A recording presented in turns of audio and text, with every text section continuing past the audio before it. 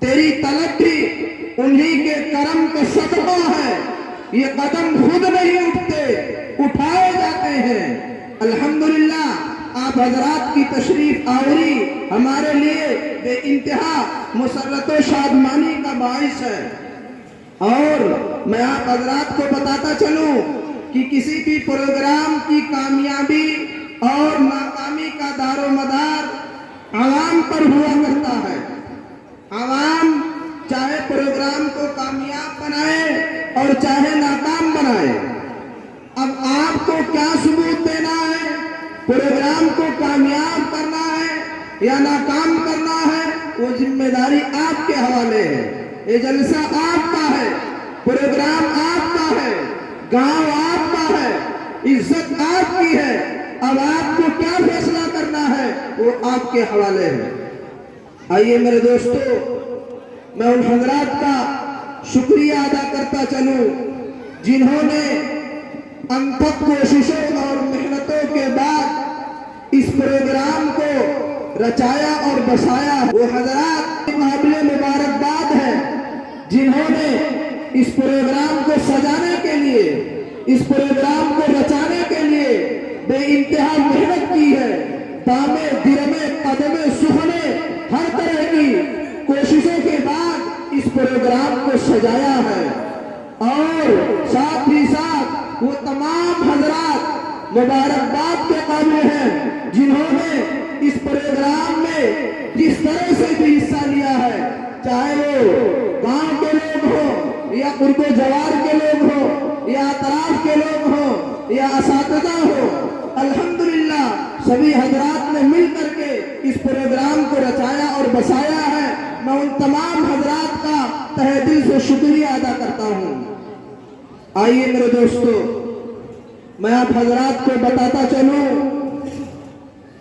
کہ ہمارے گھروں کے اندر جب رکھا ہوا سامان کچھ دنوں تک استعمال نہیں کیا جاتا ہے تو زنگ آلود ہو جاتا ہے۔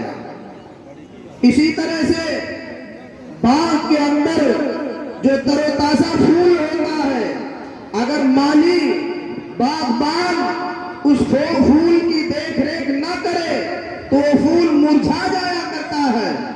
اسی طرح سے ہمارے معاشرے کے اندر جب عوام ایک طویل عرصے تک علماء سے عدم تعلقات قائم کر لیتی ہے تو ہمارے معاشرے کے اندر تعفن پیدا ہو جاتا ہے۔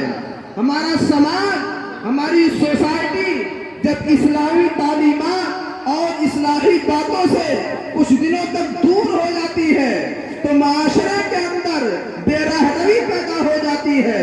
تو ایسے وقت میں کچھ اللہ کے نیک بندے، کچھ صاحب خیر حضرات مجلس اصلاحی طور پر منعقد کرتے ہیں تاکہ عوام علماء سے تعلق قائم کر سکے، علماء کے قریب آ سکے، اور جو لوگ غفلت کی نیند سو رہے ہیں وہ غفلت کی نیند سے بیدار ہو کر کے ایک اچھا معاشرہ تشکیل کر سکیں۔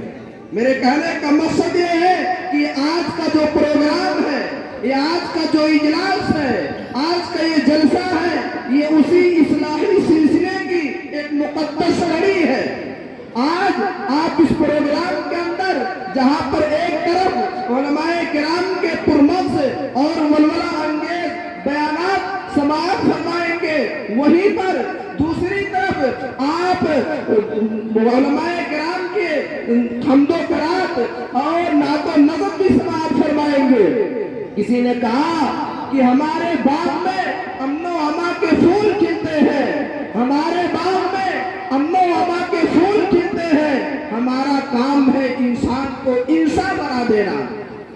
آئیے میرے دوستو، میں اپنی بات کو طول نہ دیتے ہوئے اکابر کے طریق پر عمل کرتے ہوئے اپنے قدم کو آگے بڑھاتے ہیں۔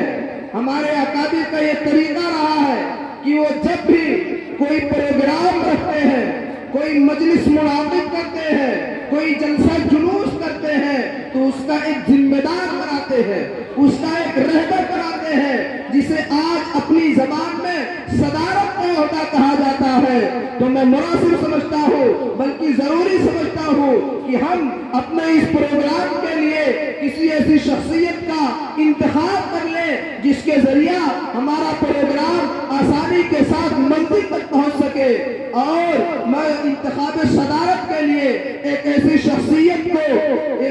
شخصیت کا نام لینا چاہتا ہوں جس کا نام نامی اسم گرامی جناب قاری فرید احمد صاحب دامت برکاتہ العالیہ امام مرکز مسجد بلوہا سدھارتھ نگر ہے. کسی نے کہا کہ یہ رتبہ بلند ملا جس کو مل گیا، یہ رتبہ بلند ملا جس کو مل گیا، ہر مدعی کے واسطے دار و رسم کہا. آئیے میرے دوستو، اب انتخاب صدارت کے بعد باضابطہ طور پر پروگرام کا آغاز کیا جائے. میرے بھائیوں، ہمارے اکابر کا یہ طریقہ رہا ہے کہ وہ جب بھی کسی محفل، کسی مجلس، کسی پروگرام کا آغاز کرتے ہیں تو اللہ رب العزت کی اس مقدس کلام سے، اس مقدس کتاب سے کرتے ہیں کہ جس مقدس کتاب کو سننے کے بعد حضرت عمر رضی اللہ تعالیٰ عنہ جیسے انسان مشرف پہ اسلام ہو گئے. وہ قرآن جس کو سننے کے بعد بے انتہا پتھر لوگ مومن گئے. وہ قرآن جس کو سن کر کے ہزاروں لاکھوں کفار مشرکین اسلام قبول کر لیے.